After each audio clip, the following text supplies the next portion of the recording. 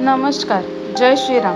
आधा अधुरा ब्लॉगमध्ये तुमचं स्वागत आहे. आजचा ब्लॉग खूपच सुंदर आहे कारण आजचा पूर्ण दिवस निसर्गाच्या सोबतीने आणि छान वातावरणात गेला. चला तर मग सुरू करूया आजचा प्रवास.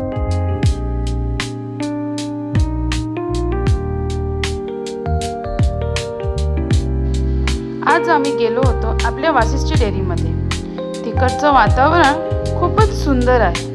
सगळीकडे स्वच्छता आणि सुंदर जागा, एक छान पॉझिटिव्ह फिलिंग येते. तुम्ही कधी चिपळूणमध्ये आलात तर आपल्या वाशिष्ठी डेअरीला नक्की भेट द्या.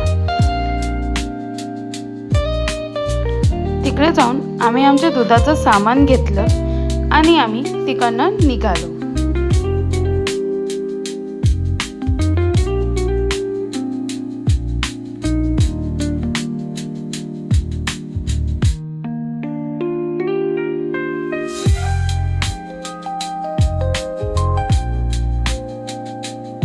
सगळीकडे हिरवळ दिसत होती, थंड हवा होती आणि मस्त पाऊस पडत होता. अशा वातावरणात गाडी चालवताना मन खूप आनंदी होतं.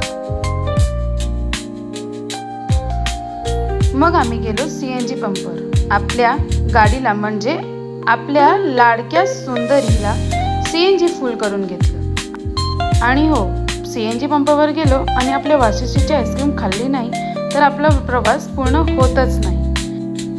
तोपर्यंत आपली गाडी पण तयार झाली आणि मग आम्ही पुढच्या प्रवासाला निघालो. पुढे जाताना रस्त्यात खूप सुंदर नजारे दिसत होते. सगळीकडे हिरवगार वातावरण होतं. पावसामुळे निसर्ग अजूनच सुंदर झालं होतं. काकांची गुरं पण मस्त हिरवळ्यामध्ये चरत होती. आता पावसाळा असल्यामुळे गुरांना पण छान हिरवगार चारा मिळतोय. त्यांनाही आराम मिळतो आणि त्यांना बघून मला खूप छान वाटलं.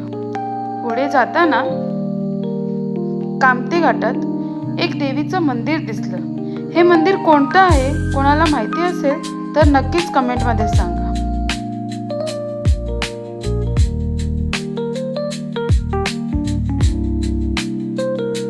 त्यानंतर पुढे जाताना शेतामध्ये लोक काम करताना दिसले. पावसाळ्यात शेती, हिरवगार शेत आणि शेतकऱ्यांची मेहनत पाहून खूपच छान वाटलं.